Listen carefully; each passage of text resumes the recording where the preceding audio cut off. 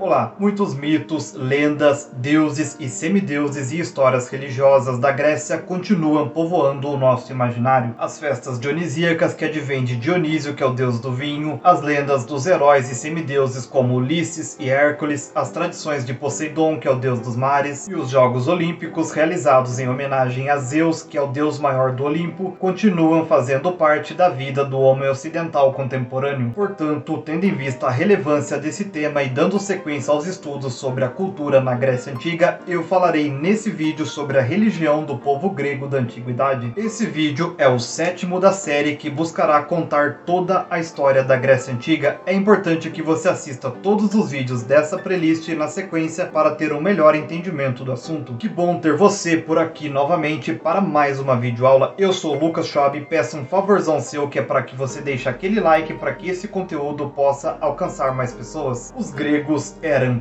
politeístas e acreditavam que a maioria dos seus deuses habitavam o Monte Olimpo. Ao receber a influência de vários povos, os gregos foram adotando deuses de outros lugares até constituir o panteão de deuses, ninfas, semideuses e heróis que eram cultuados tanto em casa como publicamente. As histórias dos deuses serviam de ensinamento moral à sociedade e também para justificar atos de guerra e de paz. Os deuses também interferiam na vida cotidiana e praticamente havia uma deidade para cada função. Se um grego tivesse uma dúvida em relação a qual atitude tomar, poderia consultar o oráculo de Delfos. Ali, uma pitonisa entraria em transe a fim de tomar contato com os deuses e responderia à questão. Como essa era dada de forma enigmática, um sacerdote se encarregaria de interpretá-la ao cliente. Com poucos dogmas, a religião não impunha verdades absolutas. Os próprios deuses tinham forma, paixões, desejos, virtudes e defeitos humanos. Diferenciavam-se dos humanos, porém, por serem imortais. Nos cultos, pedia-se a proteção para a família, a tribo ou a cidade, mas não a salvação da alma. Segundo as crenças desse povo, reunidas na mitologia grega, os deuses habitavam o Monte Olimpo, exceto Poseidon, deus dos mares, Hades, deus do mundo dos mortos, e Hefestos, deus do fogo. No Olimpo, os deuses se alimentavam de néctar e ambrosia. Sobre eles reinava Zeus, filho de Cronos, deus do tempo. Casado com Hera, Zeus tinha vários filhos como Ares, deus da guerra, Afrodite, divindade do amor, Apolo, senhor da luz e das artes, Artemis, deusa da saúde e da vitalidade, Atena, deusa da razão e da paz, e Hermes, senhor das comunicações. Os deuses eram cultuados pelos gregos nos lares e em cerimônias públicas. No âmbito doméstico, a função de sacerdote era exercida muitas vezes pelo pai, responsável por manter sempre aceso o fogo sagrado. Cada cidade, por sua vez, tinha sua própria divindade protetora e um calendário de festas. Havia deuses, contudo, que eram adorados em toda a Hélade e por isso tornavam-se um elo importante na unidade das cidades. Multidões de todos os lugares da Grécia peregrinavam até os santuários mais famosos como Epidauro, Delos e Olímpia. Para homenagear os deuses dos santuários, realizavam-se 4 grandes jogos que abrangia todo o mundo helênico. Os mais famosos eram os Jogos Olímpicos, realizados em homenagem a Zeus na cidade de Olímpia. A partir de 776 a.C.,